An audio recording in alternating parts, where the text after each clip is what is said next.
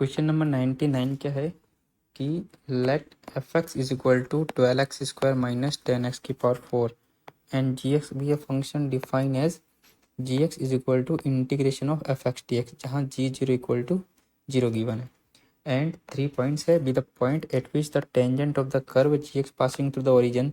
तो आपको इसकी वैल्यू बतानी है, यानी जी एक्स जो है कर्व है, इसकी जो टेंजेंट है वो ओरिजिन से पास आउट हो रही है। तो कितने पॉइंट है आपके, नंबर ऑफ पॉइंट बताना है ये, ठीक है, इनकी वैल्यूज बतानी है। सबसे पहले हम क्या करेंगे, फंक्शन जी डिफाइन करते हैं।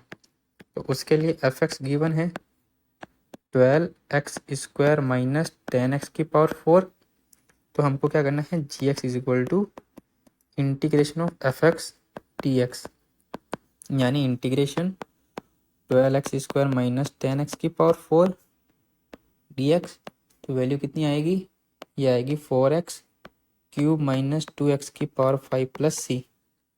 ये जी एक्स आ गया हमारे पास 4x³ माइनस 2x की पावर 5 प्लस सी।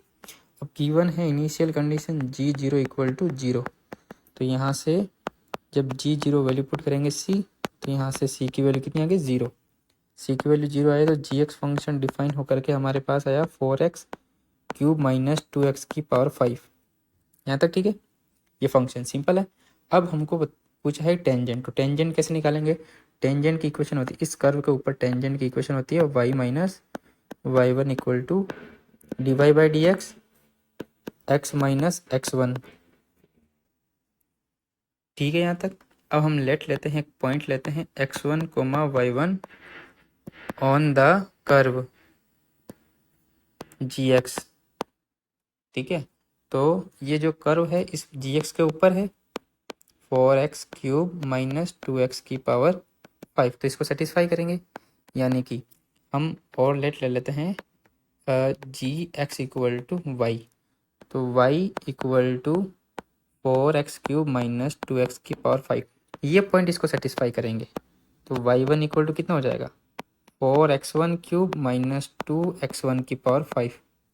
यहाँ तक ठीक है।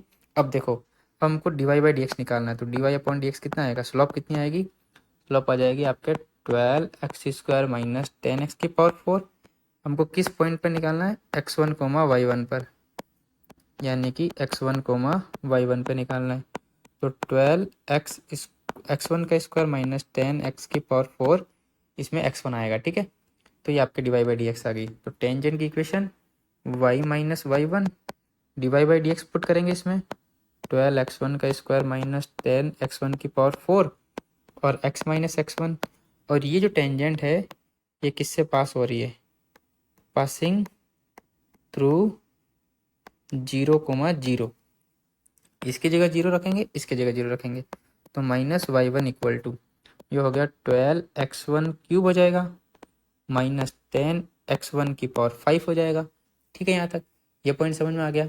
अब y1 की वैल्यू देखो कितनी आ गई, y1 की वैल्यू आपके पास आ जाएगी, ये माइनस है ना तो उधर जाएगा तो प्लस हो जाएगा। तो यानी कि वैल्यू आ जाएगी माइनस 12x1³ प्लस 10x1 की पावर 5।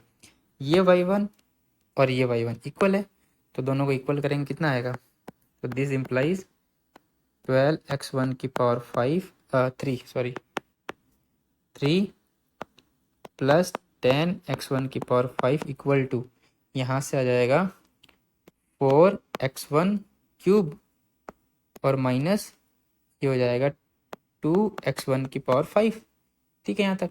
तो अब जब हम इसको सॉल्व करेंगे, जैसे ही सॉल्व करेंगे तो वैल्यू आएगी 8x1³ x1² minus 1 equal to 0।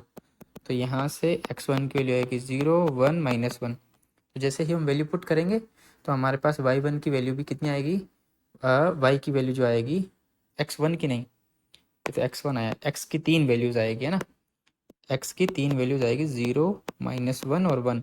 ऐसे ही y की वैल्यू कितनी आ जाएगी, ये आ जाएगी 0 पर तो 0 आएगी, आप वैल्यू पुट करना है ना, और 1 पे कितनी आ जाएगी, 1 पे आएगी 2 और माइनस 1 पे -2। तो 3 पॉइंट हो गए हमारे पास। ठीक है, 0,0 1,2 और -1,-2। ये हो गया a1 b1 a2 b2 और a3 b3। तो यहाँ से हमको वैल्यू किसकी निकालनी थी, वैल्यू निकालनी थी a1 plus A2 plus A3 upon 1 plus B1 B2 B3 का मॉड। तो ये हो गया 0 प्लस 1 माइनस 1 डिवाइड में 1 प्लस 0। तो ओवरऑल वैल्यू कितनी आएगी 0/1 इक्वल टू 0। ऑप्शन नंबर कौन सा करेक्ट? A is correct.